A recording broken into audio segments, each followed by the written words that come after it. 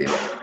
El que habla es el licenciado Carlos Ulfe, con 25 años de experiencia en el Hospital Lavallato, y hoy vamos a tratar un tema denominado paramédicos en el contexto del COVID-19.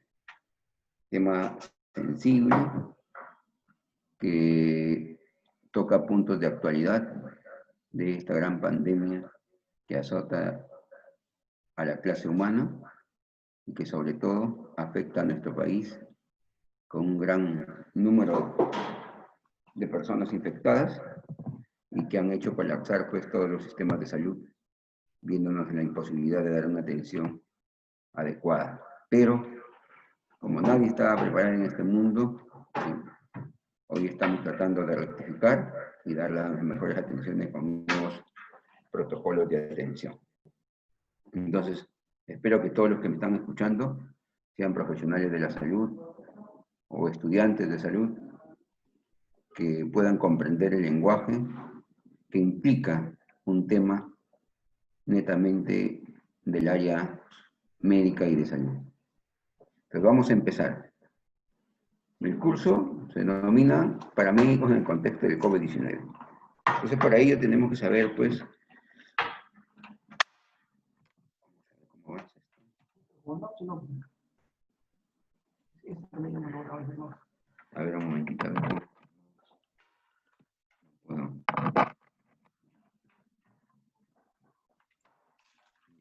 Entonces, fíjense, este es mi gran hospital, el licenciado Eduardo Ulfe, Carlos Eduardo Ulfe Bonillo.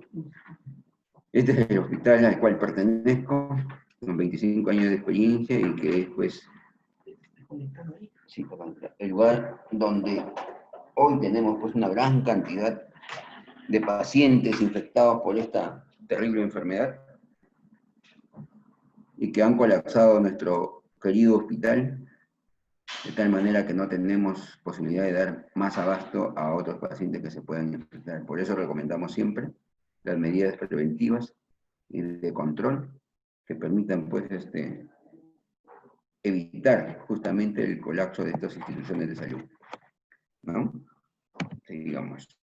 Entonces, ¿qué cosa es un paramédico? Porque el tema está relacionado con los paramédicos.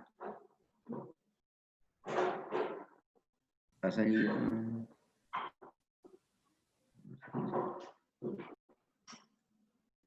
Ya. Pero el paramédico, pues, es un profesional... Uy, carajo, ¿qué pasa? El paramédico es un profesional de la salud que puede ser de un nivel técnico superior universitario, que por lo que sucede en otros países, o de una licenciatura enfocada en atención prehospitalaria y clínica. El paramédico es aquella persona que asiste en el marco de una situación de emergencia para trasladar a una persona que ha sufrido una contingencia a una institución médica o a una institución hospitalaria apropiada según la condición de la situación contingencial que se haya presentado. El paramédico, pues, es aquel que atiende en el mismo momento de la emergencia, incluyendo en la vía pública, ¿no? Entonces, el paramédico está encargado de la atención prehospitalaria. Ustedes saben que la atención en salud está clasificada en dos rangos. La primera es la atención prehospitalaria o la atención de emergencia y desastre, y la segunda, la atención hospitalaria, ¿no? La terminología es clara: atención prehospitalaria y atención hospitalaria. La atención prehospitalaria es el que se da fuera de las instalaciones de un hospital, y la atención hospitalaria es la que se da ya dentro de las instalaciones sanitarias de salud, como las instituciones de salud, los hospitales, las clínicas, ¿no? etc. Entonces, ¿a qué se denomina una atención prehospitalaria? Que está dada generalmente por un paramédico. Dice, recibe esta denominación toda aquella atención que es brindada por un equipo médico o paramédico y que constituye la primera respuesta de atención a controlar y a evitar la pérdida de la vida. Esta atención debe ser capaz de asistir urgencias y emergencias, consultas médicas, consultas domiciliarias, brindar estabilidad y soporte vital básico, de la manera más precoz, oportuna, cómoda, que permita controlar y salvar la vida o, en todo caso, no poner en riesgo la vida del paciente. Para ello se hace apoyo de la unidad de traslado, las ambulancias o el carro de bomberos y un sinfín de aparatologías y miembros de este equipo, ¿no? Las actividades, procedimientos e intervenciones para prestar esta atención en salud está dada para las personas que han sufrido una alteración aguda de su integridad física o mental, ya sea porque sufrieron un trauma o una enfermedad de etiología desconocida, y el único objetivo que tiene el equipo o el personal paramédico en esta atención es preservar la vida. Como primer punto, preservar la vida. El segundo, disminuir, en caso que disminuir el trauma o las complicaciones disminuir las complicaciones o los riesgos de invalidez, ¿no? Entonces, acuérdense dos cosas. El paramédico tiene que hacer lo siguiente: preservar la vida y disminuir las complicaciones o los riesgos de invalidez. ¿Dónde lo va a hacer? En el mismo sitio en que ocurrió el evento fortuito, ¿no? Y antes de trasladarlo a una institución asistencial u hospitalaria. Esa es la función del paramédico en la atención prehospitalaria. Como estamos hablando del paramédico en una situación de COVID, vamos a ver qué cosa es el COVID-19, ¿no? Según nuestra institución rectora, que es el Ministerio de Salud o MINSA.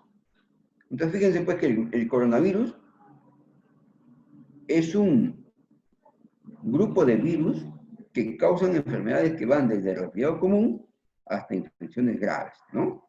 Tenemos 4 tipos de coronavirus, ¿no?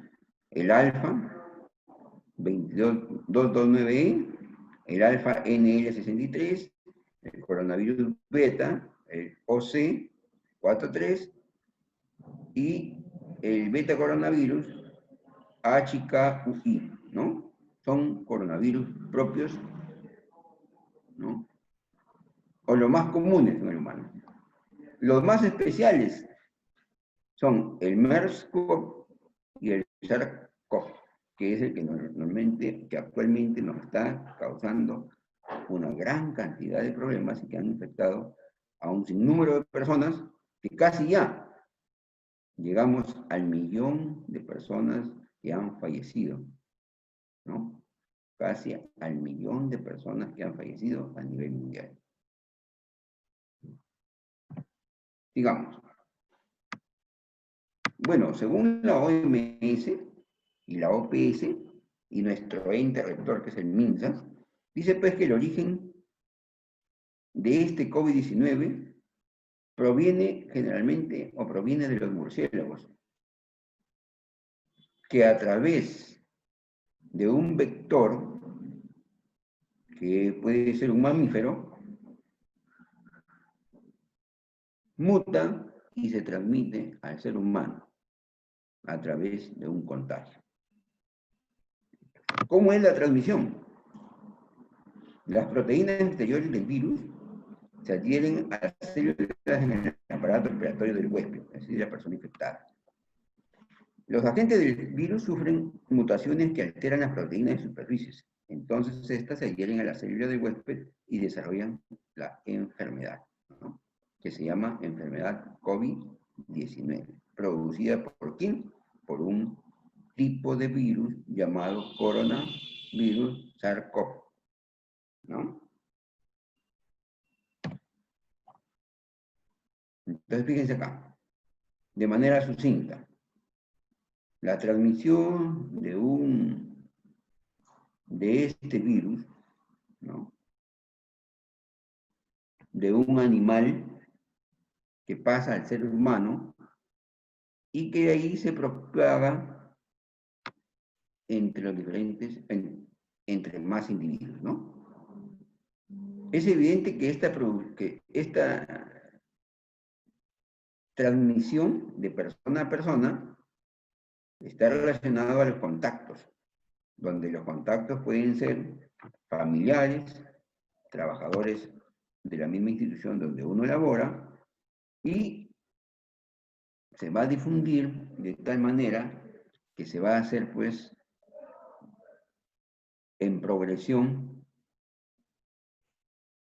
aritmética y se va a transmitir a una gran cantidad de personas, ¿cierto? Aquí, por ejemplo, una modalidad, o cuánto puede contagiar una persona a otros individuos. Fíjense. En el caso del sarampión, donde dice Messler, una persona puede contagiar entre 12 y 18 personas.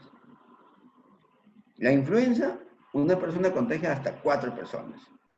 En las paperas, MUMPS, MUMPS, paperas, puede transmitir hasta 7 personas. En el ébola solamente se transmite a 2.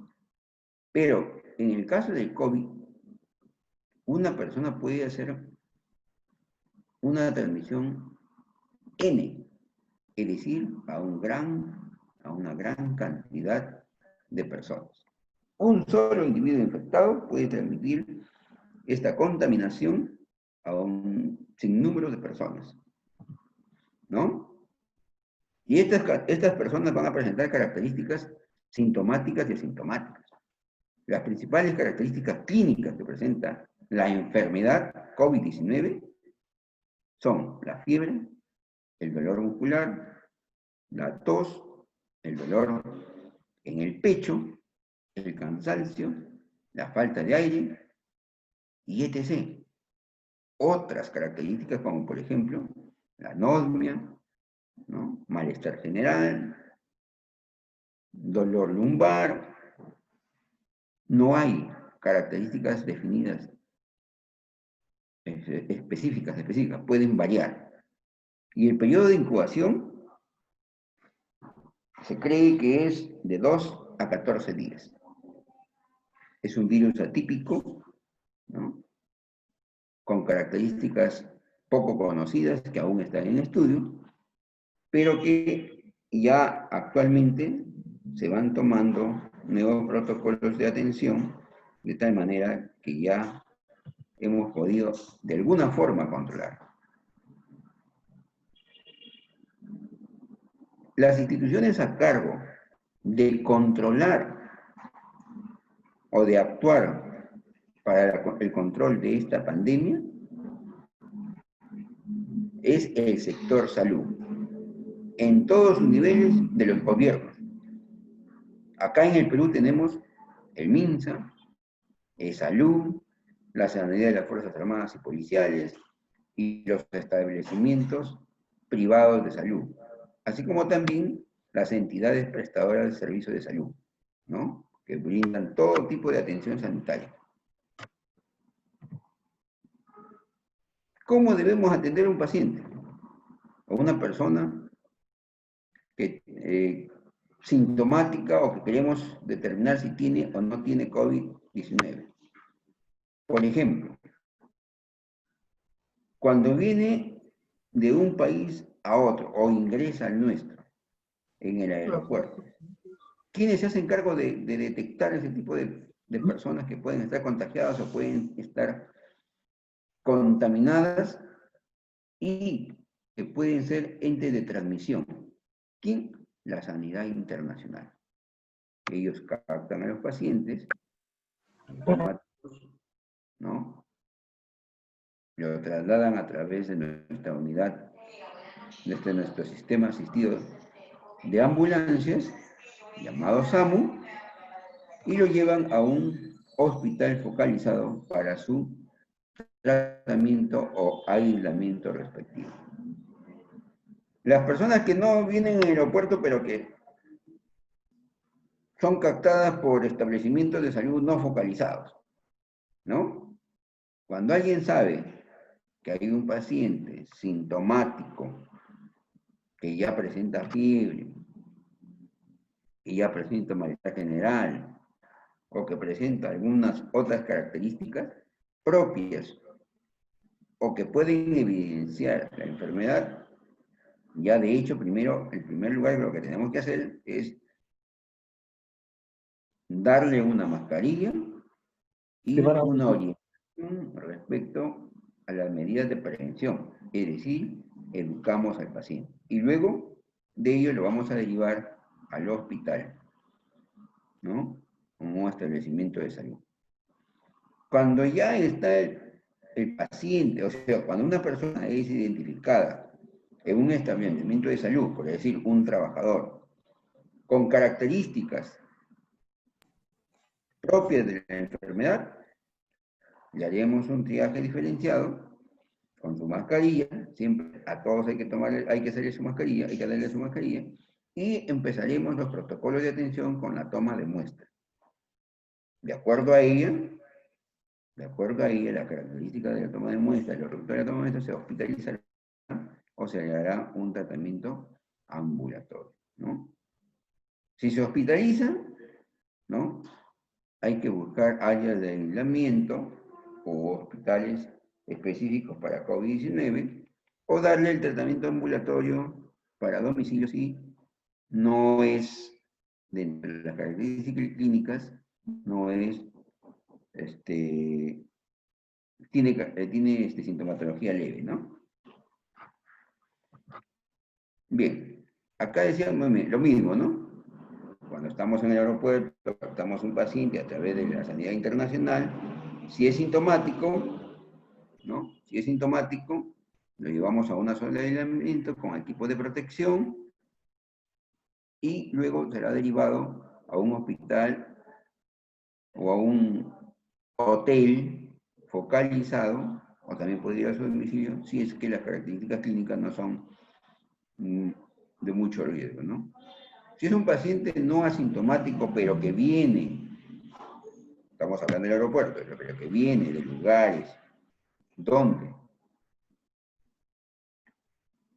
hay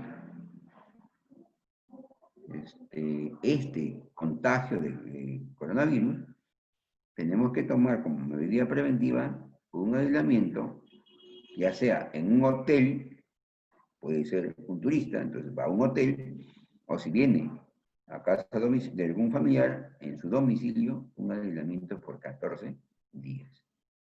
¿Ya? Por 14 días. Si por A o B, cuando nosotros actuamos en una unidad de intervención básica, ¿no? Llamamos de la casa, viene la ambulancia, ¿no? Y nos hará los protocolos respectivos para posteriormente trasladarnos a un centro hospitalario o a una institución de salud. Aquí en el Perú lo realiza ¿quién? El Instituto Nacional de Salud, ¿no? Quien se encarga de tomar las muestras para determinar si hay positividad a este virus, ¿no? Las personas que presentan una enfermedad respiratoria aguda como tos, fiebre, dolor de garganta, y que tienen historial de haber viajado a países con alto índice de contaminación, deben tener un aislamiento durante 14 días, ¿no? Previo, antes de que inicien los síntomas, ¿no? 14 días. Si no presenta síntomas, bienvenido sea, ¿no? Pero si ya tiene fiebre, esto ya debe tener un aislamiento de 14 días. Las personas sin sintomatología respiratoria, como ya dijimos, y que no hayan estado en un lugar de aislamiento o cuarentena, porque no han tenido contacto con un caso confirmado de COVID-19, hay que verificar, ¿no? Si vienen de un país con contaminación alta, elevada, para poder tener sus 14 días también de aislamiento. Entonces, ¿cuál es el algoritmo de atención para manejo de contactos con COVID-19? Tenemos tres cosas. Toda persona que estuvo en contacto con un caso confirmado de COVID-19 en el mismo lugar y durante el periodo de transición deben ser registrados en una lista de contactos para su seguimiento. Si el contacto es asintomático, vamos a continuar con su seguimiento hasta 14 días. Y no se debe obtener muestra, no es necesario obtener una muestra de laboratorio, solamente aislamiento, 14 días. En el caso del contacto sintomático, es necesario llenar una ficha de notificación, asegurar el aislamiento domiciliario bajo la dirección o bajo la responsabilidad de un familiar, que no sea un menor de edad, ¿no? Y que además que no tenga enfermedades o que no tenga comorbilidades, ¿no? Ese familiar no debe tener comorbilidades y no debe ser un menor de edad, el que va a poner en aislamiento a una persona que no tiene síntomas, pero que viene de un lugar que puede haber estado en contacto, ¿no? Definitivamente, toda persona, por más asintomática que sea, para estar en contacto con otras, debe usar estrictamente la mascarilla. Y hacer como protocolo la higiene de manos constante. Si presenta síntomas leves como tos, pequeño secreciones nasales o fiebre leve, la detención debe ser netamente domiciliaria para no colapsar los sistemas de salud. Y ideal que se le haga una prueba para detectar la presencia de este microorganismo. Toda persona, paramédica o no, debe aprender que tiene que usar equipos de protección personal. ¿Cuáles son los equipos de protección personal? Los llamados EPP. Tenemos que usar nuestra mascarilla,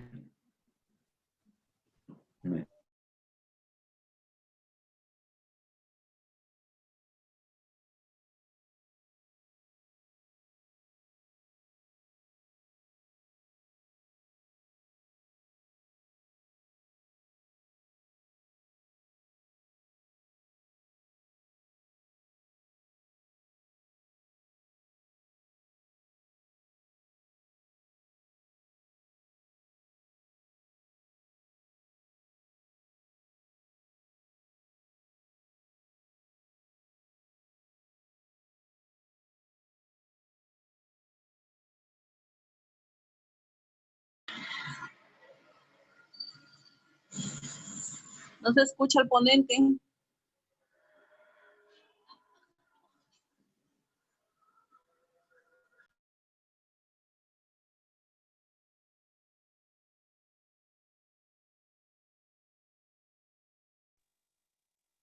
Vaya, el ponente no se le escucha.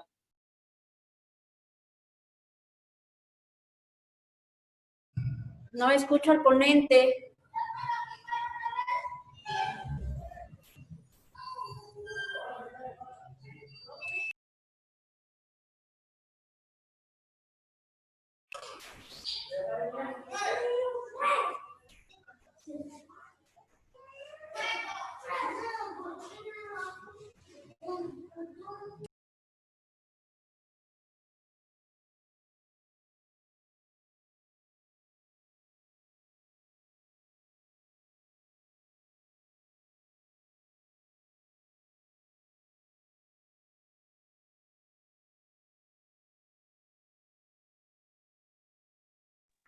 No se le escucha al exponente.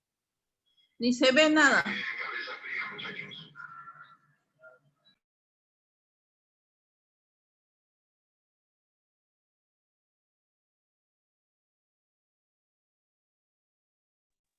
A ver, por favor, no se le ve al exponente ni se le escucha. Por favor, solucionar.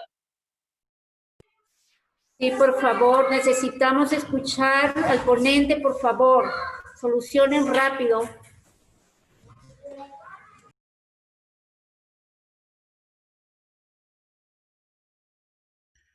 A ver, por favor, un segundito, ha habido problemas con el internet del expositor. Un segundito, vamos a solucionar el problema.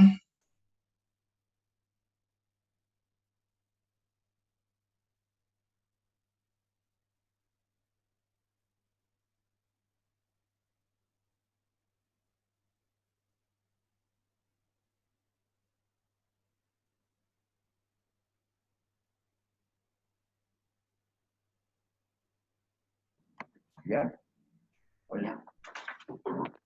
Ya, bueno, digamos entonces. A ver, ¿dónde está el...?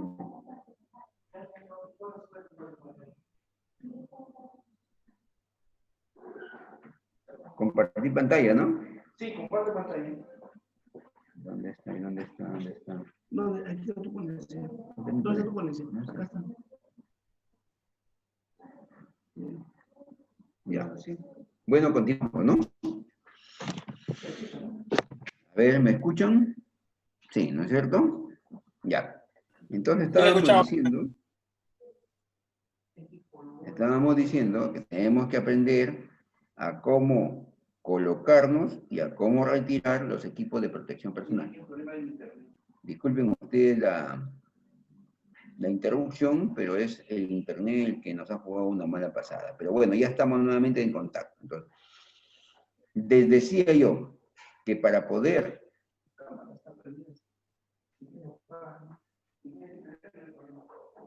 ¿Cómo apagó?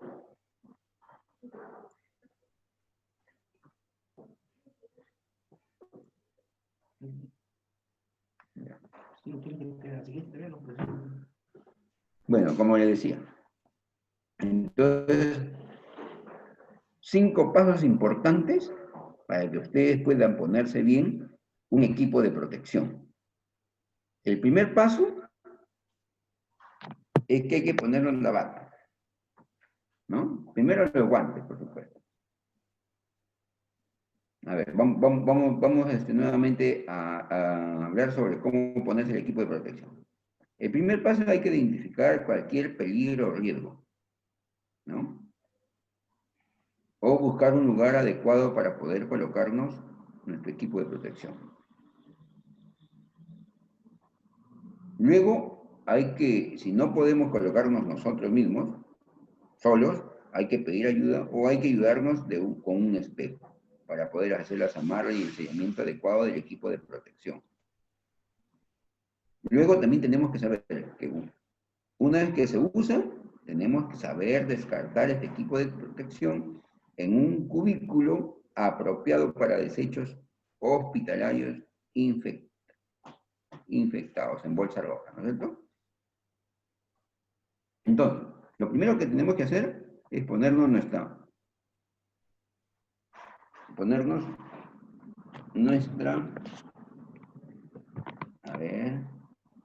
batita, ¿no es cierto?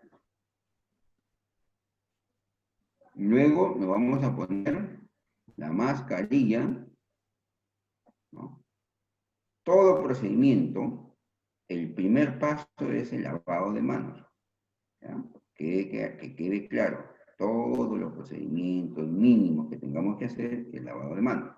Nos ponemos la bata, nos ponemos la mascarilla quirúrgica, nos ponemos el respirador, nos ponemos la protección ocular o el facial, nos ponemos doble guante.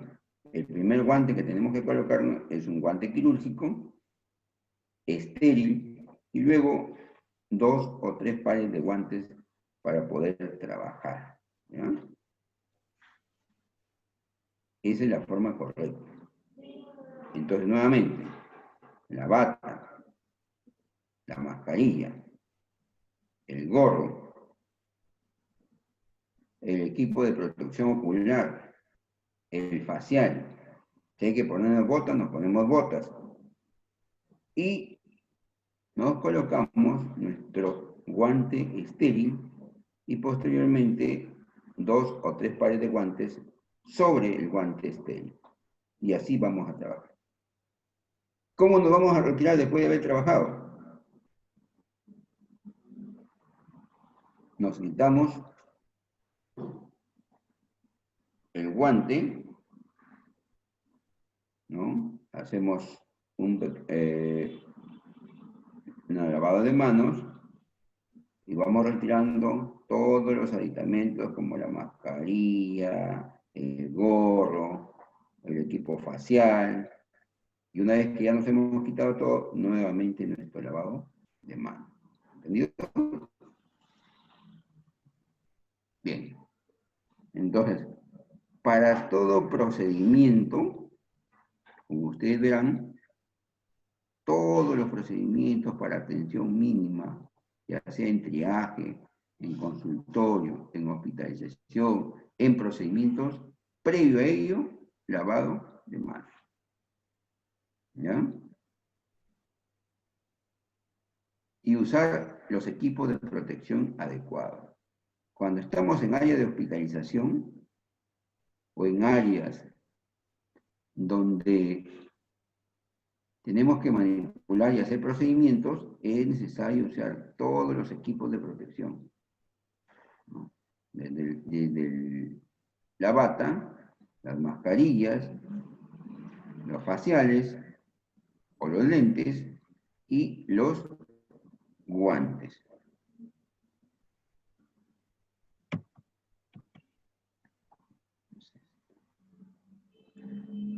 Ya.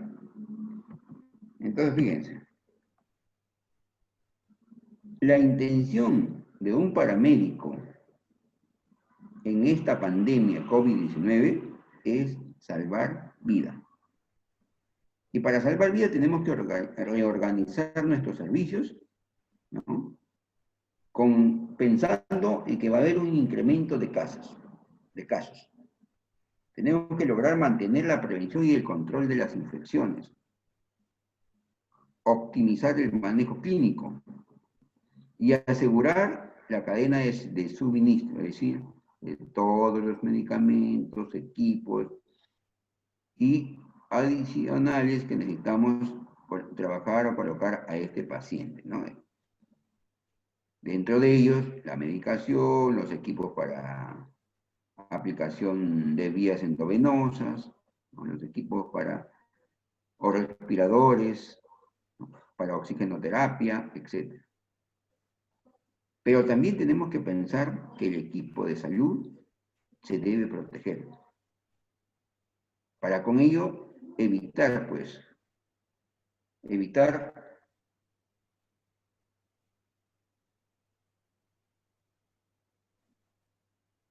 la transmisión o reducir la transmisión.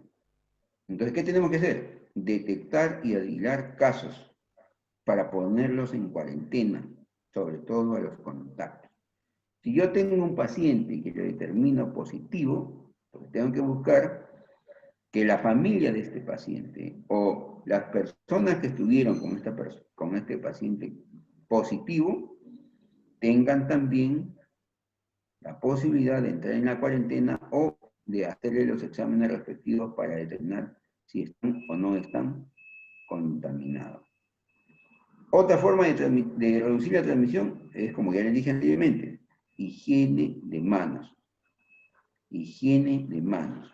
Desinfección de las superficies y buscar que el sistema respiratorio no se contamine. ¿A través de qué? Del cuidado de 3 cosas. Evitar o cuidar o proteger los ojos, la nariz y la boca, que son los lugares por donde uno se va a contaminar o se va a transmitir este COVID-19. Adicionalmente, para evitar o reducir la transmisión, tenemos que implementar el distanciamiento social de 1.5 a 2 metros.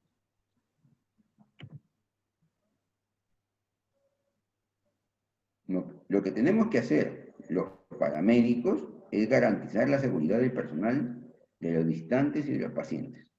Aumentar la habilidad del servicio de salud de responder ante un brote.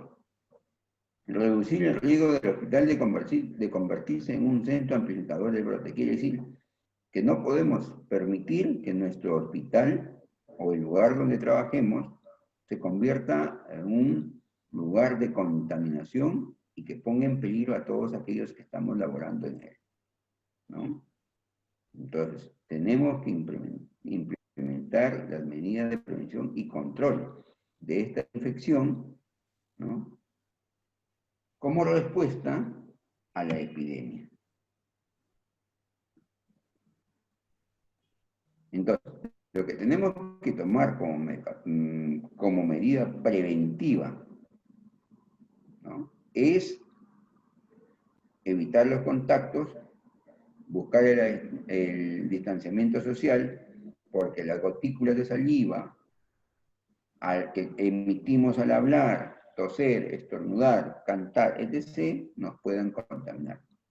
Y no exponernos a los aerosoles, ¿no? ¿Qué quiere decir eso? Que si un paciente está con COVID-19 y está hospitalizado, tenemos que tener la medida de protección porque le van a hacer la aerosol terapia, ¿no?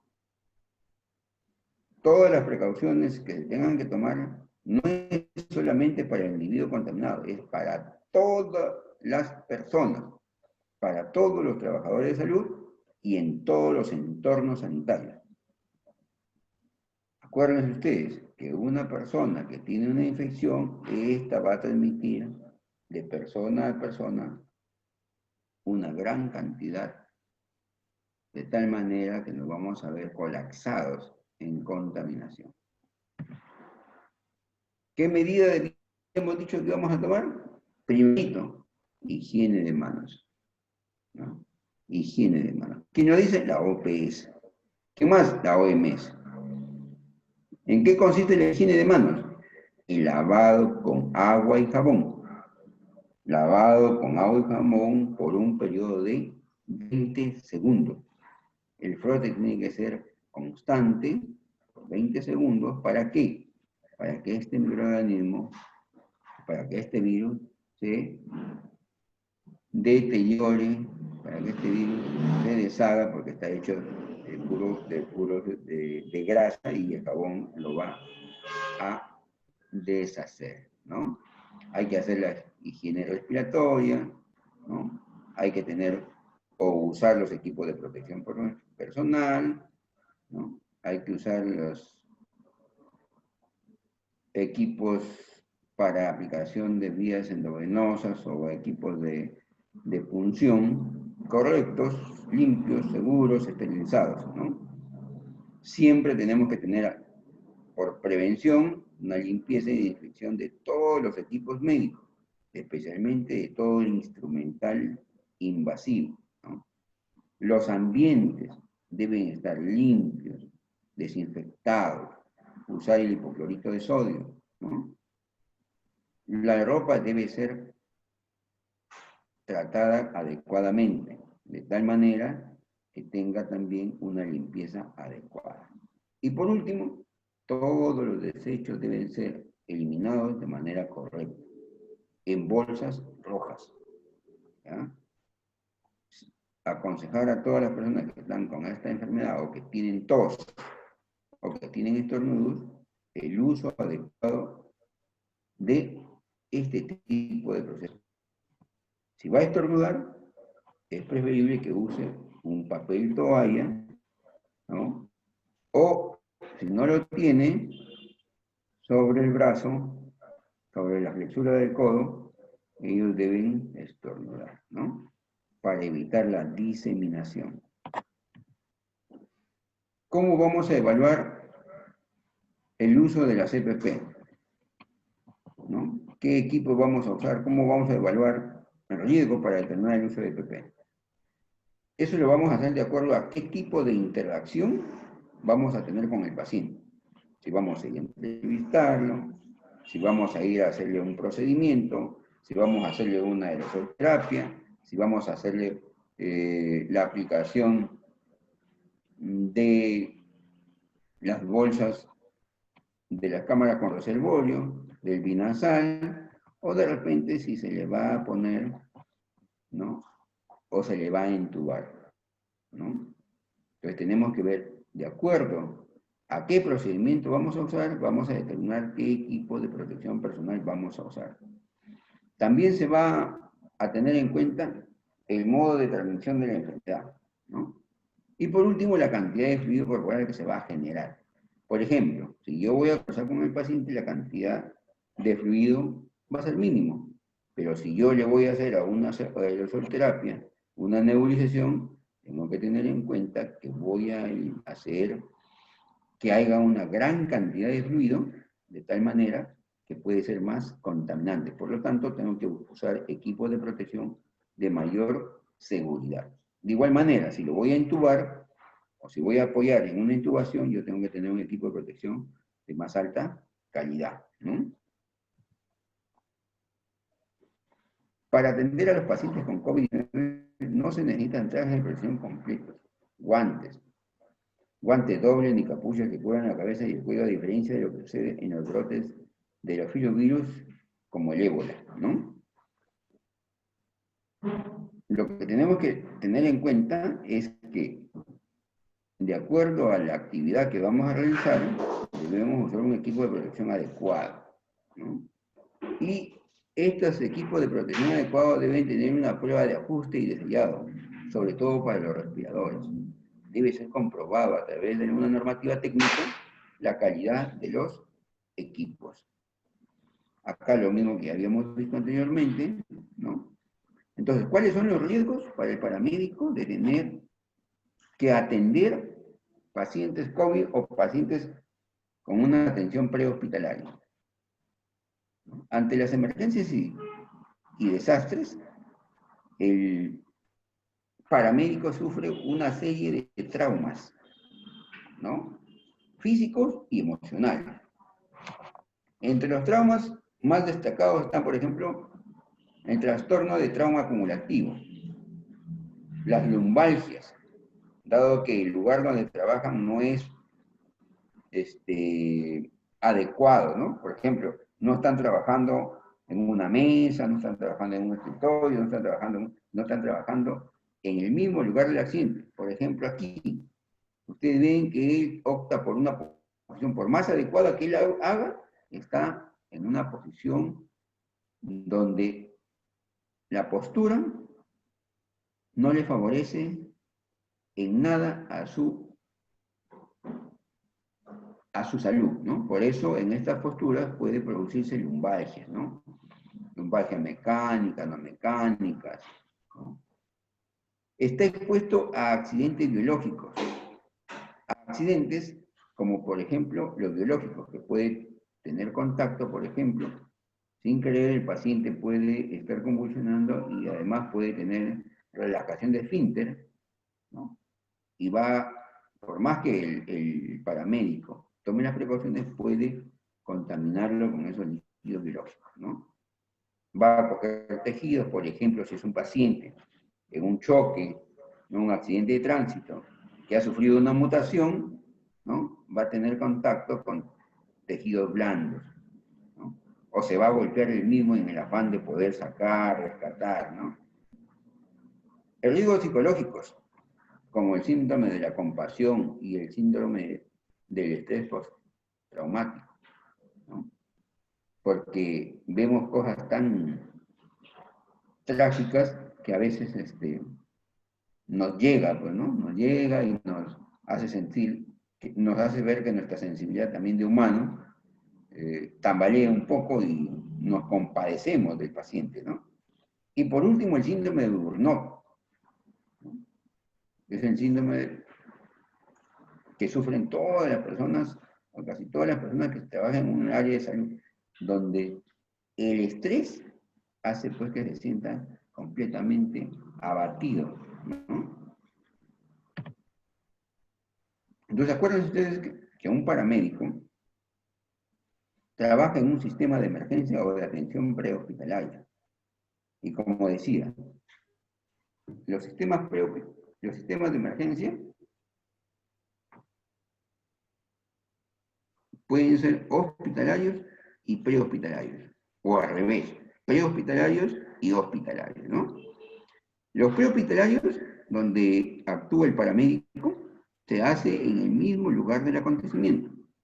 Está dado por personal capacitado con cursos de primeros auxilios o profesionales, que pueden ser médicos y paramédicos, ¿no? Esta atención prehospitalaria se da antes de la atención hospitalaria, o termina, mejor dicho, la atención prehospitalaria hasta que el paciente es derivado para la atención hospitalaria. ¿Entendido? Entonces, la atención prehospitalaria se da en el mismo lugar del acontecimiento y puede ser dada por personal paramédico o por personal médico. ¿Y cuándo termina la atención prehospitalaria? Cuando el paciente es derivado para la atención hospitalaria o dentro de un área de salud o sanitaria. Una vez que lo dejamos en el hospital o en la clínica o en alguna institución de salud, entonces ya deja de ser prehospitalaria para convertirse en atención hospitalaria. En la atención hospitalaria, el paciente va a tener un triaje y ese triaje va a permitir deslindar si necesita una atención quirúrgica, una atención intermedia, una atención de reanimación o una atención en los tópicos de medicina, traumatología y etc., ¿no? Entonces, ¿cuándo va a terminar esta atención prehospitalaria? Esta atención hospitalaria, cuando el paciente es dado de alta, ¿no? Cuando el paciente es dado de alta. Entonces, acuérdense bien, los sistemas de emergencia son de dos tipos. La primera, la atención prehospitalaria, y la segunda, la atención hospitalaria. La prehospitalaria se da en el lugar en que se ha producido el accidente. Y la hospitalaria se da en los centros especializados, o en los centros de salud, o en las entidades sanitarias. ¿Ya? ¿Cuándo termina cada una de ellas? La prehospitalaria cuando el paciente queda en el hospital. Y la hospitalaria cuando el paciente es dado de alta. Acá está de manera más, de manera gráfica, ¿no? Entonces fíjense acá, en la primera imagen, se ocurre un accidente, se activa el sistema de alarmas, que es captado o llega a una central telefónica, donde en el más breve tiempo llegan los equipos o las ambulancias para trasladarlo. Mientras tanto, se sigue dando la atención en el mismo lugar de los hechos.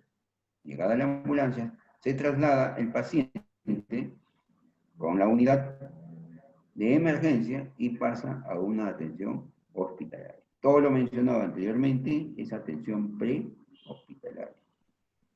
El accidente, activación del sistema de alarmas, captación a través de los sistemas de hilo telefónico, ¿no?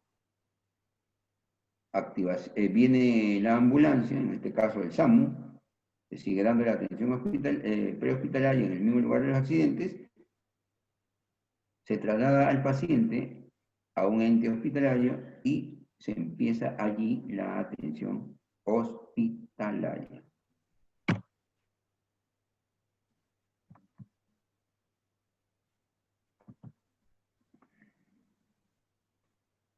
Entonces, fíjense, en los sistemas de atención prehospitalaria o en la escala de evolución, hay paramédicos o instituciones paramédicas que deben tener una escala. Quiere decir que los servicios de atención prehospitalaria son de 4 tipos, ¿no? Los prehospitalarios. La primera como una unidad de emergencia, la segunda como un servicio de emergencia, un sistema de emergencia o un sistema integrado de emergencia. Esto va a ser de acuerdo a la dimensión territorial de cuánto va a atender como entidad prehospitalaria. Quiere decir, por ejemplo, si es una unidad de emergencia, solamente tendrá pues una ambulancia, ¿no? Con un piloto y su técnico, que es el encargado de que va a hacer el traslado del paciente. Si es un servicio de emergencia, ya no tendrá solamente un piloto, sino va a tener, ¿qué cosa? Un profesional entrenado, ¿no? Y va a poder administrar atención de emergencia y de urgencia hacia el hospital, ¿no? Esto en un ámbito territorial distrital. Si fuera un sistema de emergencias, entonces ya no simplemente será un profesional entrenado, sino un equipo medicalizado. Quiere decir que puede ir un enfermero, un técnico, un médico, su piloto, etc. Y va a tener la capacidad de poder administrar no solamente una unidad, sino múltiples unidades de emergencias, múltiples unidades de ambulancias o de unidades transportadoras de pacientes, ¿no? Y ya será pues para un ámbito territorial, por ejemplo, de la Gran Lima Metropolitana o de departamentos, ¿no? Y el último, que es el Sistema Integrado de Emergencias, que ya es toda una institución que abarca a muchas pequeñas instituciones y que va a administrar unidades médicas a diferentes lugares de una nación, incluso a nivel internacional, ¿no? Entonces, esas son las escalas de evaluación de la atención prehospitalaria. Ahora, ¿quién se hace cargo de un paciente? ¿No? Porque acá, como ustedes ven en la imagen, está el SAMU, está la policía, están los bomberos, están las clínicas, está de salud. Entonces, fíjense, ¿quién se hace cargo? Todas las instituciones que están involucradas en la atención prehospitalaria o en la atención por paramédicos son el cuerpo de bomberos. A nivel de salud, las unidades de transporte asistido de emergencia que se llaman STAE, Sistema de Transporte Asistido de Emergencia. El SAMU a través del MINSA, ¿no? Con su hospital regente, el Hospital Casimiro Ulloa. El Ministerio de Salud a través de sus diversas subestructuras, las Fuerzas Armadas, las instituciones privadas, las empresas municipales, el Serenazgo y la Policía Nacional.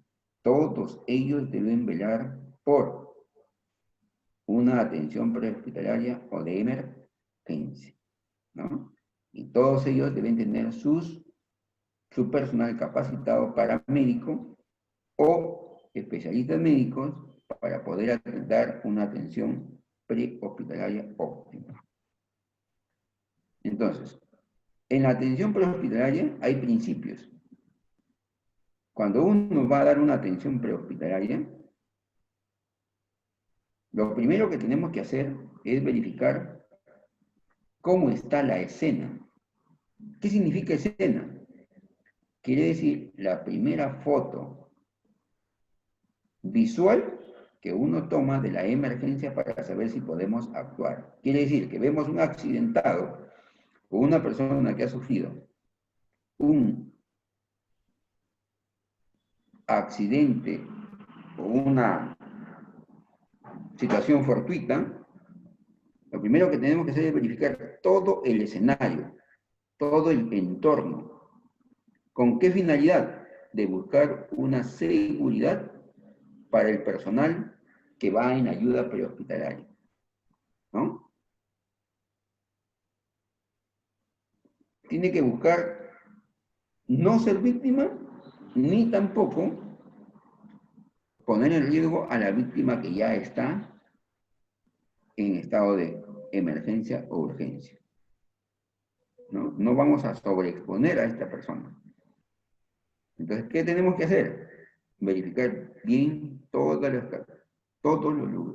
el entorno en el que se encuentra esta persona que ha sufrido una situación de azar, ¿no? Que no sabemos cuál es realmente el contexto de esa emergencia. Entonces, vemos que el lugar no sea peligroso, que no hayan materiales que pongan en peligro nuestra propia vida, como por ejemplo que no haya vidrios, o que los vidrios sean retirados, que las sustancias químicas que pueden haber por ahí no nos puedan hacer daño, que si hay cables deben ser retirados antes de la atención prehospitalaria, ¿no? Buscar mecanismos de que este paciente tenga un lugar adecuado donde podamos nosotros actuar para darle una atención prehospitalaria o una atención paramédica eficaz, ¿no? Para ello nosotros debemos usar equipos de protección individual mínimo por lo menos, como por ejemplo, si nosotros estamos asistiendo a una persona que se ha accidentado, debemos tener un equipo adecuado de atención, ¿no? Por lo menos una mascarilla, un par de guantes, ¿no? Si son los bomberos, ellos tienen su propio equipo, ¿no? Guantes, equipo especial. Las instituciones que hacen rescate también tienen sus equipos de protección adecuados, ¿no? Entonces tenemos que llevar lo necesario para poder actuar, porque vamos a tener contacto con fluidos. Un accidentado puede estar emanando sangre. Un accidentado puede tener pérdida del control de los esfínteres y por lo tanto eliminación de heces y eliminación de orina propia por su relajación de esfínteres. Entonces tenemos que estar preparados para no contaminarnos ni poner en peligro nuestra salud. Además de evitar cualquier contacto con elementos químicos y fluidos, ¿no? Tenemos que conocer de que una vez que hemos actuado en la atención de un paciente o de una persona que ha tenido un trauma o una situación de emergencia, todos los elementos que hemos usado debemos eliminarlos de manera correcta, sobre todo los objetos punzocortantes, para que nadie pueda ser víctima de ellos, ¿no? En recipientes adecuados. Por ejemplo, si son elementos punzocortantes o como las jeringas, las agujas, deben ser en plásticos impermeables, ¿no? Que no puedan salirse de ellos y poder causar heridas al personal que hace el transporte de los desechos, ¿no? Entonces, se usan tachos adecuados. Debemos que también conocer que cuando nosotros hacemos una evaluación de la escena, tenemos que tener los recursos necesarios para la intervención de la emergencia médica. No podemos, si uno se da cuenta que la ayuda que vamos a brindar excede mi capacidad, entonces tenemos que solicitar el apoyo de otras unidades de atención médica que pueden ser más avanzadas, o canalizar la ayuda a través de una llamada al 911, si el caso así lo amerita, ¿no? Lo importante para la evaluación de la escena es que después de haber revisado también debemos activar la cadena de supervivencia o activar el sistema de alarmas.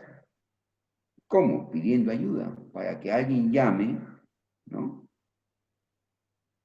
a otras unidades, para que llame a familiares de este paciente, ¿no?, o para que ayude en la atención de reanimación cardiopulmonar, o en apoyar para la aplicación del desfibrilador.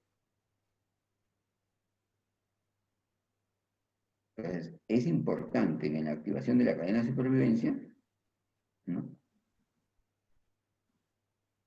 solicitar el apoyo, pues, de quienes están alrededor para poder dar una atención de mayor calidad y que no exceda nuestra capacidad. ¿Qué más? hay que hacer una evaluación después de haber evaluado la escena y querer actuar antes, hay que hacer una evaluación primaria.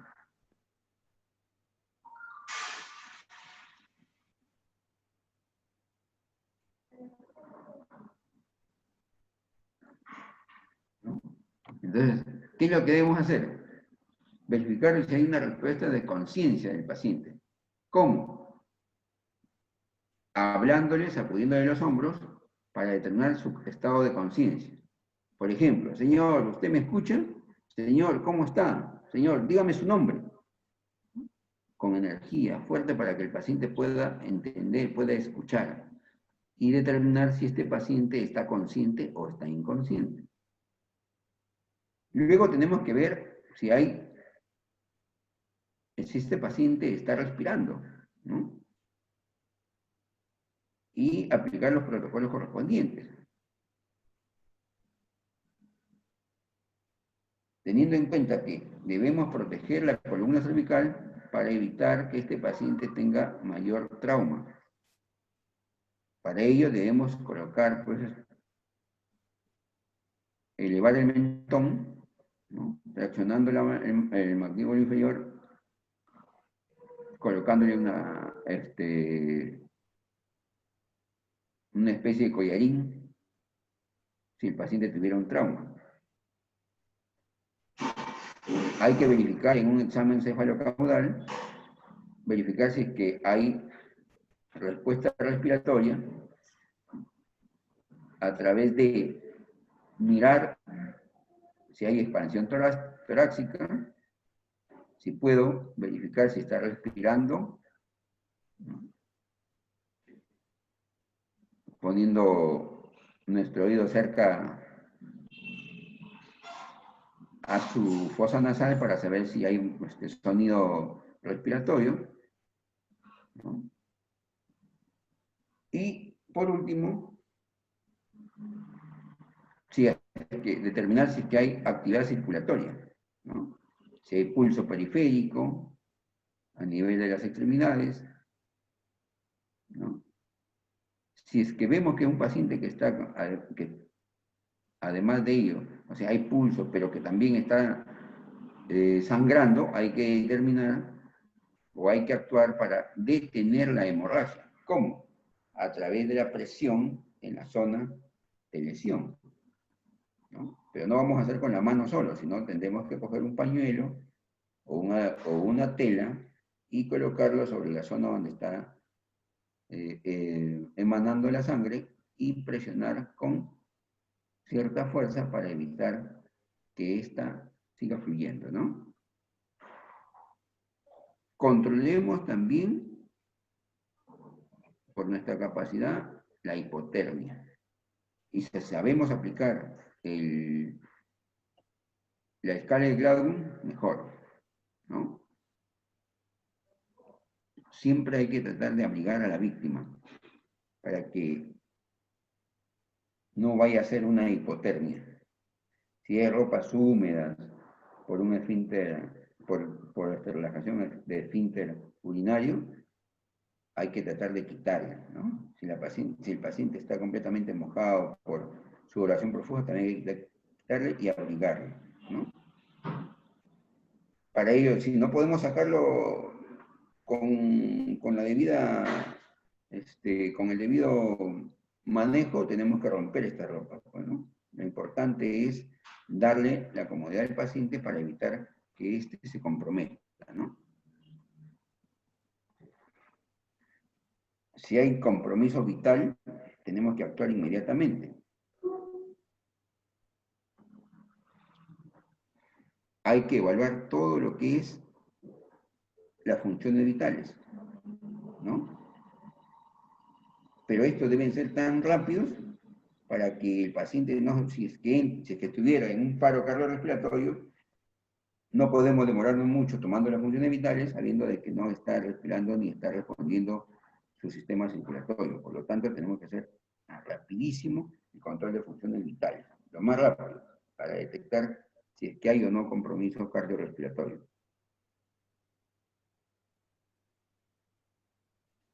Si ya estamos con el paciente a punto de transportarlo, siempre tenemos que estar controlando como procedimiento habitual nuestras funciones vitales, ¿no? El examen físico que tenemos que hacer el paciente debe ser por regiones, ¿no? Desde la cabeza, cuello, tórax, abdomen anterior, pelvis, tórax posterior, extremidades, etc. Una vez que ya hemos logrado evaluar y atendido al paciente, tenemos que hacer el procedimiento de transporte y registro de las actividades que estamos haciendo, ¿no? Debemos usar una terminología adecuada de tal manera que no tengamos que escribir demasiado, ¿no? Tenemos que solicitar ayuda para poder trasladarlo, de acuerdo a la gravedad de este accidente, ¿no?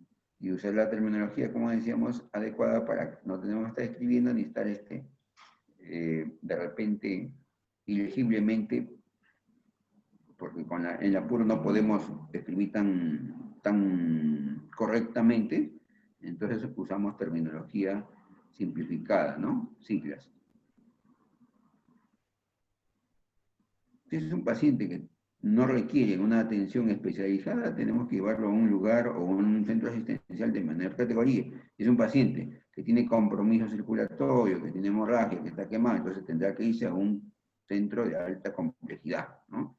Si es un paciente que simplemente ha sufrido una fractura, ¿no? No tenemos que llevarlo pues, de urgencia a un hospital nivel 4, basta con un hospital nivel 2. ¿No? Siempre hay que llenar de la manera más completa la historia clínica o la hoja de atención, ¿no? Con los datos generales, ¿no? Donde podamos, si el paciente está consciente, nos podrá dar datos sobre algunas complicaciones que él pueda tener o algunas medicaciones que él tome, ¿no? A través de algunas preguntas que podamos hacerle, ¿no? Si él sufre de alergias, si toma medicamentos, cuáles son los medicamentos que habitualmente toma, qué tipo de patología sufre, puede ser que sea hipertenso, puede ser que sea diabético, o que tenga alguna otra enfermedad, ¿no? Que nos permita darle mayor atención, ¿no? Si el paciente, por ejemplo, que es diabético, no podemos estar transfundiendo inmediatamente dextrosa, ¿no? De repente con cloruro, de acuerdo a la patología del paciente, ¿no? Hay que verificar si es que ha tomado licor, o qué medicamentos ingiere, ¿no? El examen físico,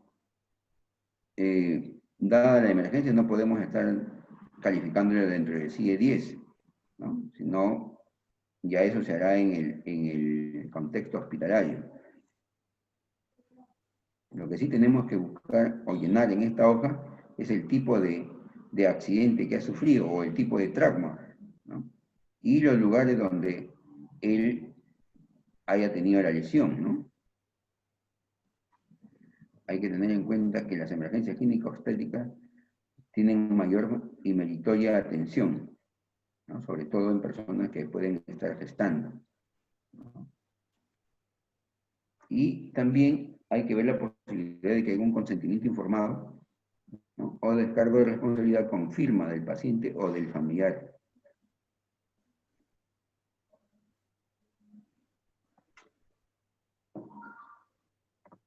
Todos estos datos que se registran en la historia clínica o en la hoja de atención deben ser entregados al centro hospitalario con copia. ¿Ya? Con copia. En el triaje, bueno, es a la selección o se refiere a la clasificación de los pacientes de acuerdo a la lesión y posibilidades de supervivencia, ¿no? Y esto se hace como para poder clasificar a las víctimas sin que se supere la capacidad de atención y respuesta prehospitalaria. O sea, prioridad.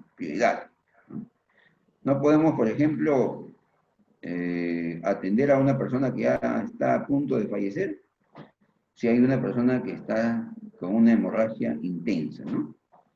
Por ejemplo, si hay un accidente de tránsito con un paciente que ha tenido exposición de masa encefálica, no le podemos dar prioridad si hay otra paciente que está con hemorragia intensa o hemorragia,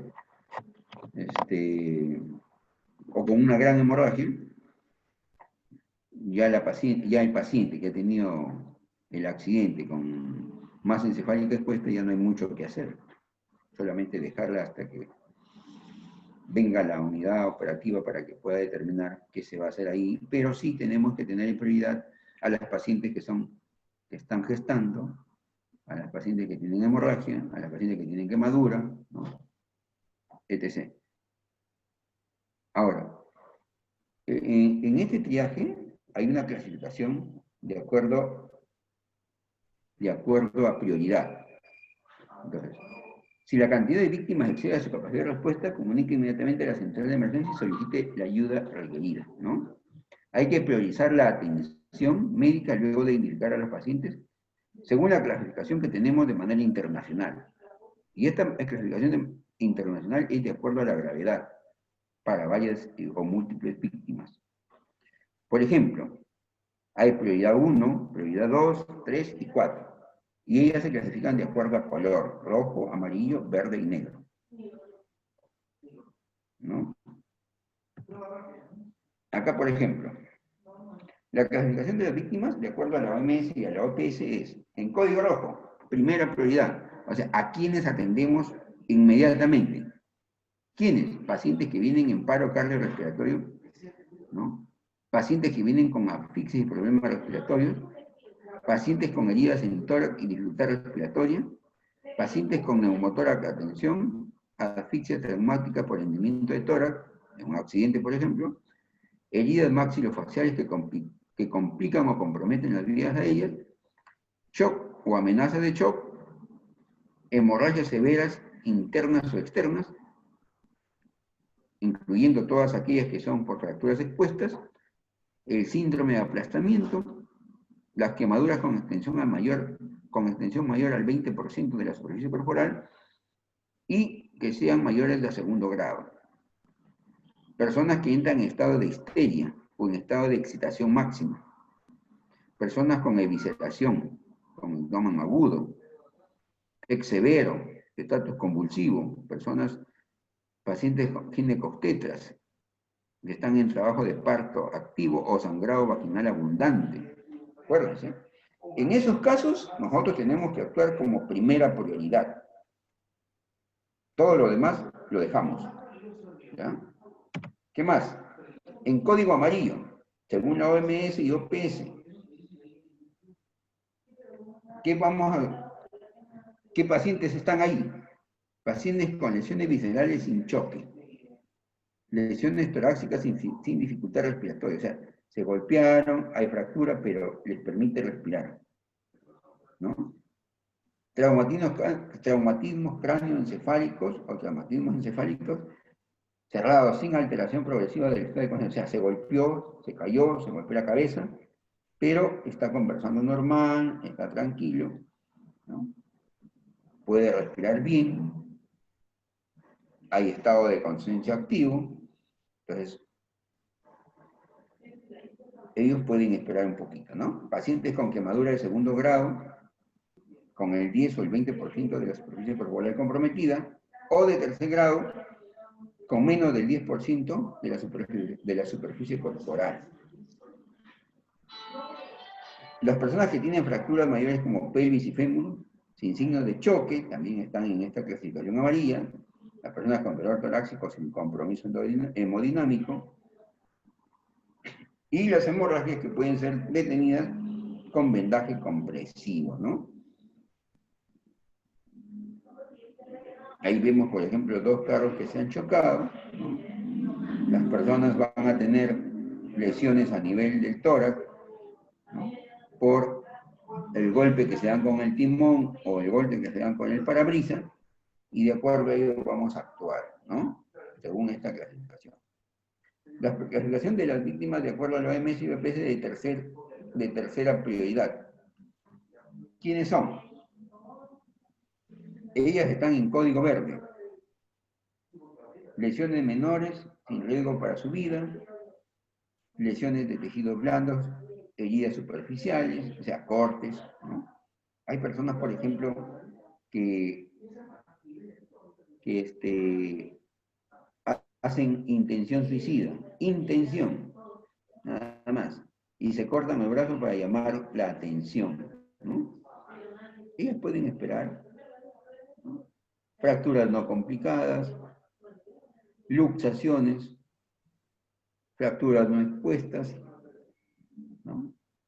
Personas con quemaduras de primer grado, no importa qué tanto superficie corporal tenga, es de primer grado, ¿no? Son leves, entonces esas personas pueden esperar. Quemaduras de segundo grado menores al 15% de la superficie corporal, sin localización importante, ¿no? Quemaduras de tercer grado menores al 2% de extensión corporal, o sea, yo tengo una quemadura de tercer grado en mi dedo, ¿no? O en mi brazo. No significa ni el 1% ni el 2%. Puedo esperar. Se puede esperar. Si hay un shock psicológico, pero no hay agitación. Hay personas que creen tener enfermedad, pero no la tienen porque no se nota la lesión, ¿no? Hipocondríaca. Ellas pueden esperar. Esa es la clasificación de código verde o de tercera prioridad dada por nuestras instituciones de salud, la OMS y la OPS. Personas a las cuales muy poco vamos a hacer. Es decir, aquellas que tienen prácticamente lesiones mortales, con muy poca posibilidad de sobrevida y que requieren demasiada atención. Por ejemplo, ¿quiénes? Pacientes fallecidos. ¿Ya qué vamos a hacer?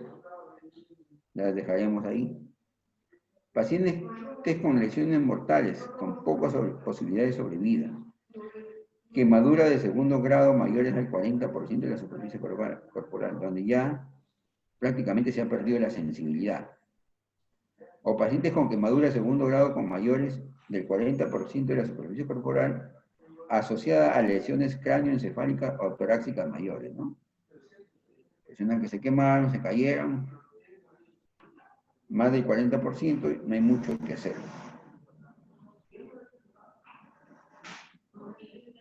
Pacientes mayores de 60 años con lesiones mayores, graves, por ejemplo, TEC, con masa encefálica expuesta. Lesiones de columna vertebral con ausencia de sensibilidad de movimiento. O sea, personas que sufrieron un golpe a nivel de espalda, se fractura la columna, le hacen el examen respectivo, no hay sensibilidad, no se puede mover, ellas pueden esperar. No se puede hacer mucho hasta que se saquen una serie de exámenes y se puede determinar el tipo de lesión fina que haya tenido y ver en qué condiciones se puede regenerar esto, ¿no? No hay mucho que hacer. Y así, entonces acuérdense, la clasificación de la OMS y la OPS es de acuerdo a rangos de prioridad. Estos rangos de prioridad están relacionados ¿a qué? Están relacionados a la capacidad de respuesta del individuo, ¿no?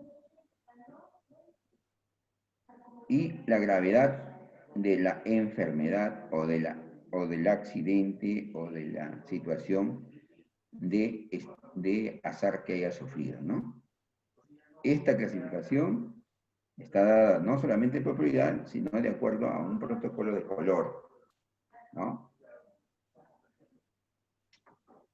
Este protocolo de color va a determinar a quién damos la primera atención, ¿no? A qué persona le damos la primera atención, ¿no? Y ya hemos visto que la primera atención siempre serán personas aquellas donde las patologías son graves, pero con muchas posibilidades de vida, ¿no? Esas son las de prioridad 1, de color rojo. Las de prioridad 2 son personas con lesiones moderadas y pueden esperar para ser trasladadas. La de prioridad 3 con lesiones o patologías leves, donde no hay riesgo de pérdida de vida, y pueden ser tratadas ambulatoriamente, ¿no? Y la prioridad 4, ya trátese de personas cadavéricas, ¿no? O con lesiones mortales cuya posibilidad de recuperación son casi nulas, ¿no? Un paciente que se fracturó la columna, posibilidad de que él vuelva a caminar o vuelva a sentir es prácticamente nulo, ¿no? Entonces, había que esperar una serie de evaluaciones para poder determinar si él va a poder tener nuevamente su capacidad de respuesta a la sensibilidad o al movimiento. Una vez que uno ha clasificado a través de este triaje, ya puedes dar la calidad de atención o la atención médica según los protocolos de cada patología, ¿no? Ustedes saben que cada enfermedad, cada accidente o cada emergencia está protocolizado. Esos protocolos se activan en el momento en que se presenta la emergencia y se utilizan para poder lograr la recuperabilidad de la calidad de vida o de la supervivencia. ¿Ya?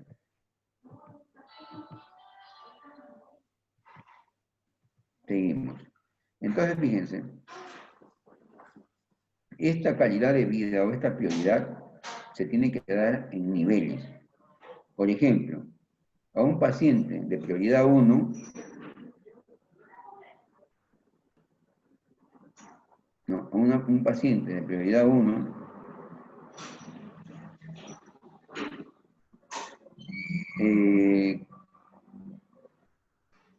que se da de prioridad 1,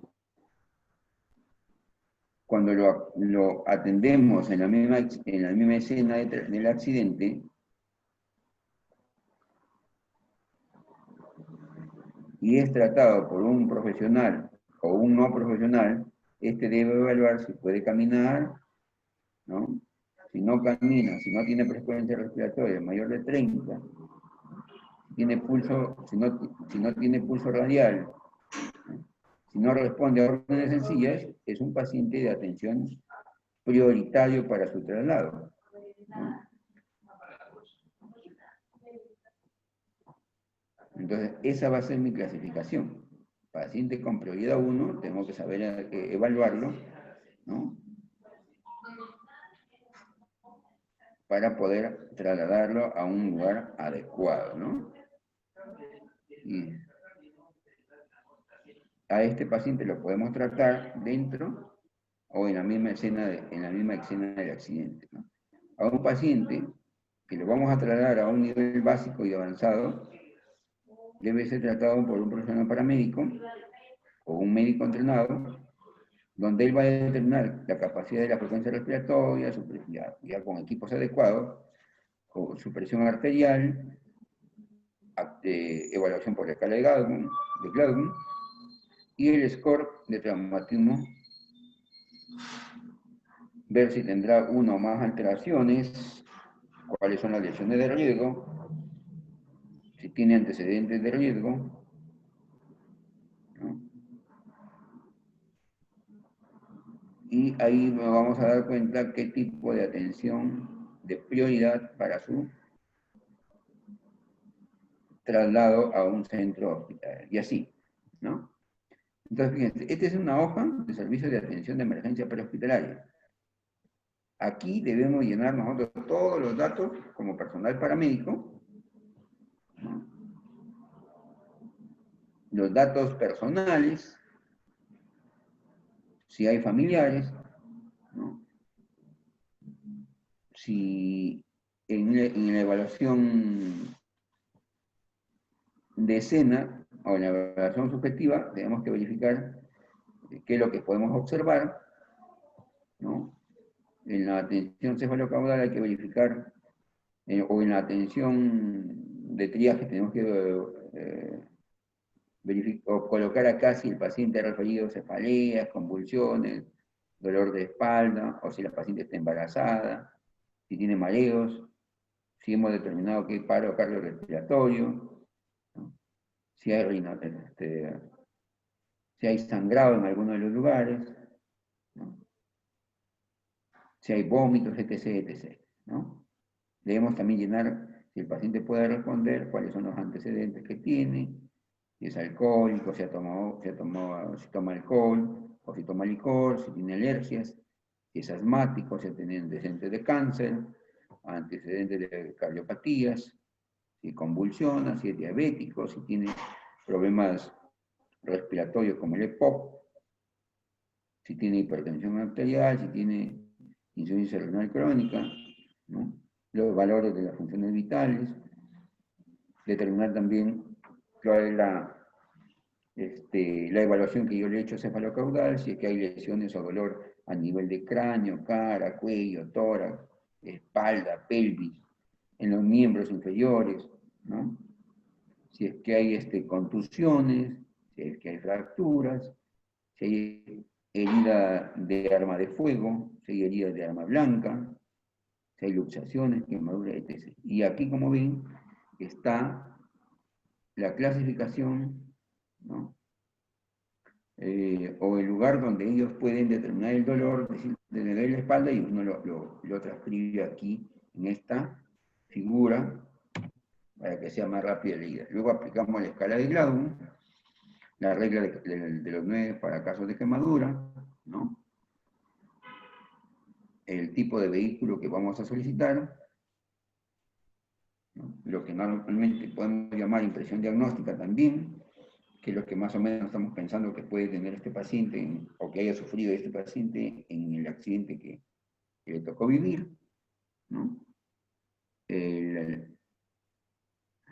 La firma de la exoneración por responsabilidad si fuera necesario, y trasladarlo al hospital para que el hospital determine qué es lo que va a hacer y qué tratamiento va a indicar, ¿no?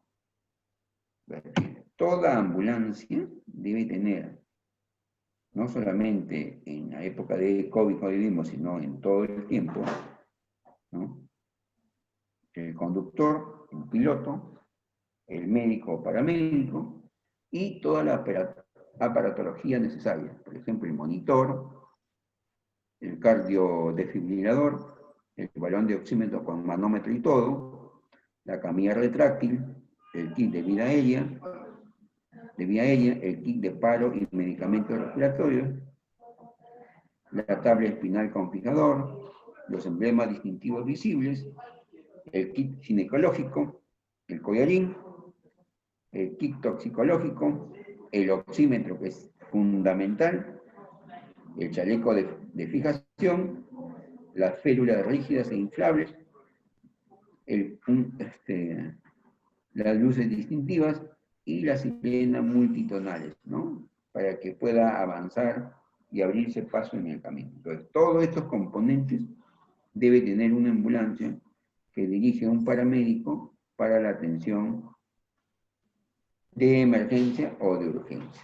Acuérdense ustedes que llamamos emergencia cuando hay compromiso vital. ¿Qué quiere decir compromiso vital? Cuando la vida de esta persona que sufrió el accidente está en peligro inminente de muerte.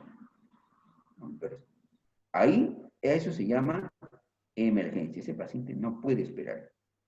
Hay que actuar inmediatamente, hay que darle la atención correspondiente. Y se llama urgencia cuando no hay compromiso vital. Es decir, cuando el paciente no corre riesgo de perder la vida. ¿Ya? Entonces, ¿qué debemos hacer? Ese paciente puede esperar de acuerdo a las prioridades que ya hemos conversado. ¿Cuántos tipos de prioridades hay? 4. Rojo, amarillo, verde y negro, ¿no? Entonces, si es una urgencia, tenemos que clasificarla en ese contexto. Y también ver dentro de nuestra evaluación qué nivel de atención le vamos a dar. En el mismo lugar de los hechos, en el transporte asistido, en un área hospitalaria o por un especialista, emergenciólogo, etc. ¿Ya? Entonces, recuerden bien que todos los componentes que debe tener una ambulancia están destinados para casos de emergencia o de urgencia, pero que hay necesidad de transportarlo a una institución de salud para determinar o evitar complicaciones, ¿no? Una emergencia definitivamente compromete la vida. Una urgencia no compromete la vida, pero el tiempo en que puede estar como urgencia puede convertirla en emergencia. Pues no se confíen que porque es urgencia y puede esperar, no lo vamos a atender. Tenemos que atenderlo porque en el lapso de tiempo puede convertirse en una emergencia, ¿no?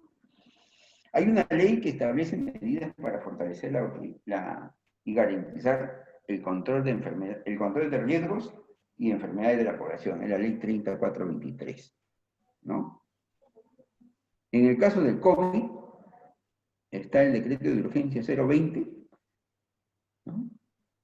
Que se da en el mes de marzo, y que establece pautas y documentos técnicos para la atención prioritaria y preventiva de COVID-19, ¿no? Luego han venido una serie de decretos de urgencia con lineamientos técnicos que han permitido, pues, desarrollar una atención de mejor calidad.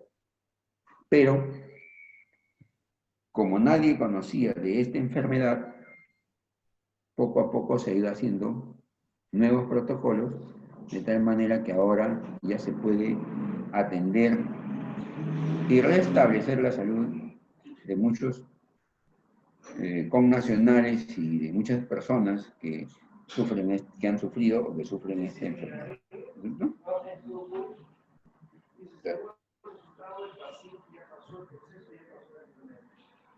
Ahora, acuérdense lo siguiente.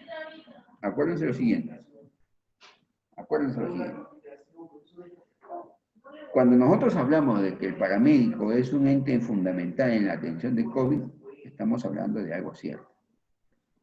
Porque el paramédico es el encargado de ir a la casa del paciente que tiene COVID, hacer frente y traerlo a la unidad hospitalaria para su atención. ¿Cuál es la función del paramédico ahí? ¿Qué es lo que tiene que hacer? Buscar que su sistema respiratorio no colapse, ¿no? Y que tampoco pueda ser un ente que disemine mayor contagio. ¿Cómo? A través de medidas de prevención. El uso de la mascarilla, que se le puede dar al paciente, ¿no? Aplicación de medidas de restablecimiento de la vía aérea, con aplicación de oxigenoterapia, ¿no? Y control de todas las funciones vitales para evitar que un paciente pueda entrar en situación crítica, ¿no? Entonces, importantísimo, por eso decíamos en la ambulancia, el saturador, ¿no? El saturador es tan importante que un paciente que empieza a desaturar, ustedes saben que los valores de saturación normal son de 95 a 100%. Debajo de 95 a 90 son ya índices de una lesión o de un problema respiratorio que va a empezar a colapsar. Entonces, tenemos que evitar que este paciente baje de 90, y si ya está bajando de 90, hay que inmediatamente llevarlo a un centro hospitalario, ¿no? Bien. Repasamos algo. Acuérdense ustedes siempre lo siguiente. Todas las entidades de salud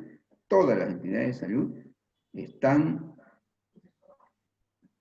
obligadas a prestar atención de emergencia en ahora en esta pandemia del COVID.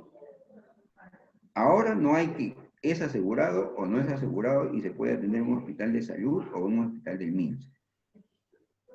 Cualquier paciente que presente estado de emergencia por COVID-19, donde se determina que hay peligro de vida por una baja saturación, ¿no?, puede ingresar a cualquier hospital, ya sea de e-salud o de MINSA, asegurado o no asegurado.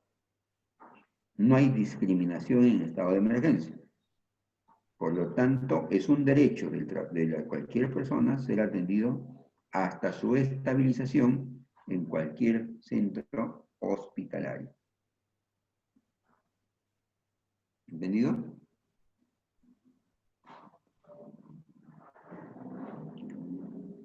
En el Perú se ha habilitado la línea 113, que es del MINSA, del Ministerio de Salud, y la línea 117, que es de salud, también para los casos de COVID. Cualquiera de las dos líneas pueden ser usadas para poder comunicar el estado de un paciente o de una persona que presenta sintomatología aproximada de COVID-19. Y como digo aproximada, simplemente que tenga fiebre, ¿no?, mayor de 39, que esté con mucha tos, ¿no?, que esté con dolor de garganta, cualquier sintomatología de las que ustedes conozcan que es de COVID-19, es mejor reportarla para que el 113 del MINSA o el 117 de salud puedan atenderla y, a través de los exámenes pertinentes, descartar una infección de este virus. ¿No? A ver un ratito.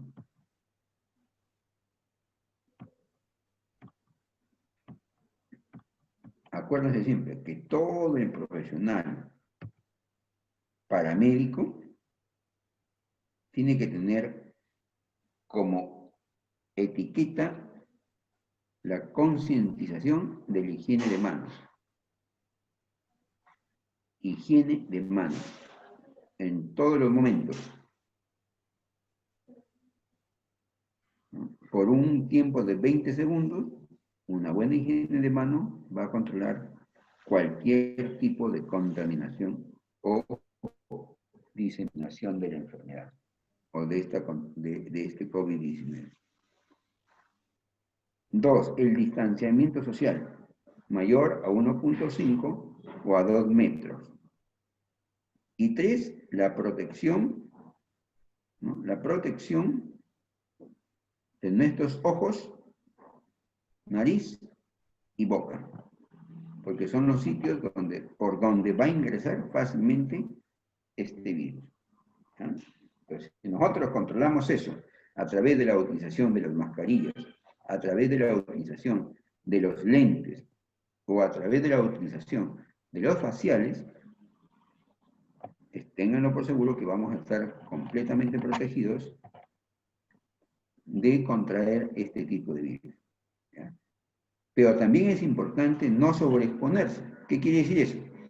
Que bueno, yo uso mi mascarilla, yo uso mi facial, pero voy todo el tiempo al mercado, voy todos los días a reuniones, y hay muchas personas, entonces eso se llama sobreexposición. Y esa sobreexposición nos puede determinar que en cualquier momento una pequeña grieta en cualquiera de los 3 lugares por donde ingresa este virus pueda filtrarse y ocasionarnos la enfermedad. Entonces, debemos de evitar la sobreexposición, debemos de evitar acudir a lugares altamente poblados o donde hay concentración de personas, evitar eso, usar nuestros equipos de protección mínimos adecuados y lograr una higiene de manos siempre en cada momento. Siempre. Porque porque es ahí donde a través de nuestras manos, al rascarnos los ojos, al tocarnos la nariz, al tocarnos la boca, es donde vamos a hacer que nos contagiemos en cualquier momento de este día. Y el personal sanitario tiene que saber que antes de atender a un paciente COVID, debe evaluar qué actividad va a hacer con él, ¿no?, para poder usar el equipo de protección personal, ¿no?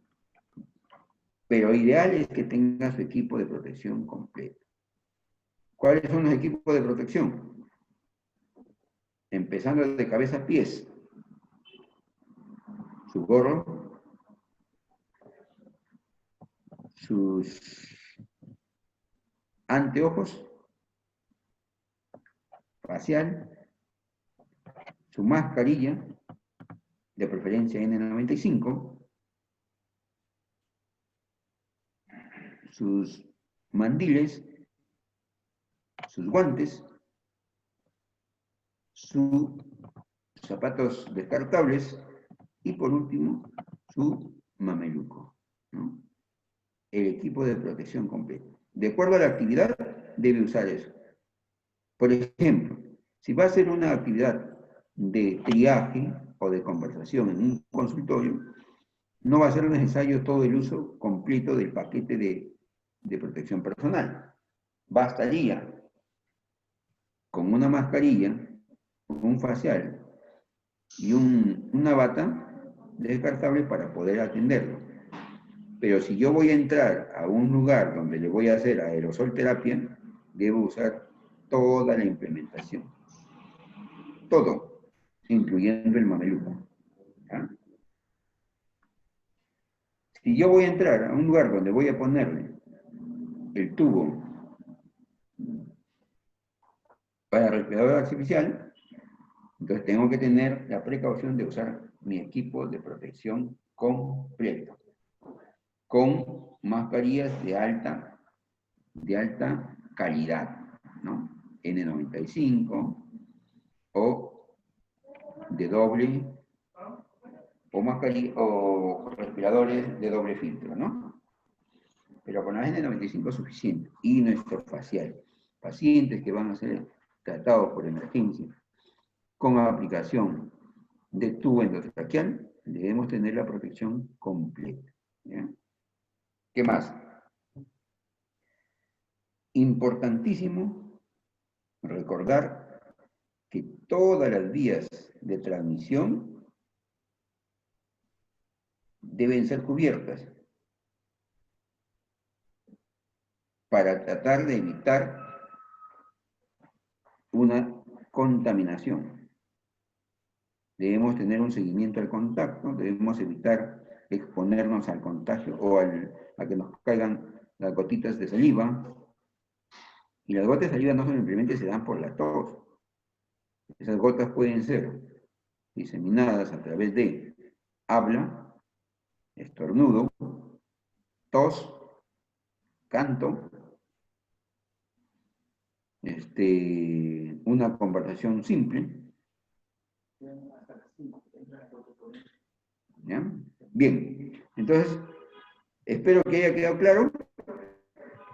Si hay alguna pregunta, les pido por favor, la hagan para poder quitarles las dudas sobre este tema tan importante y tan bonito en un contexto que nos ha dejado a todos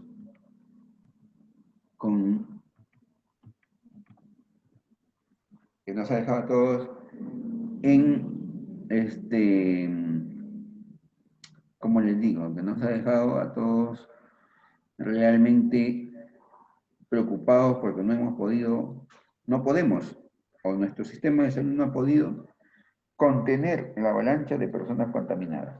¿Habrá alguna pregunta?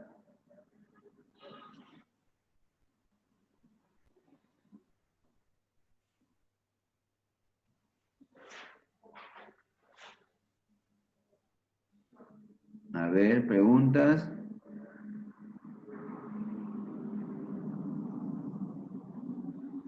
¿Me preguntas?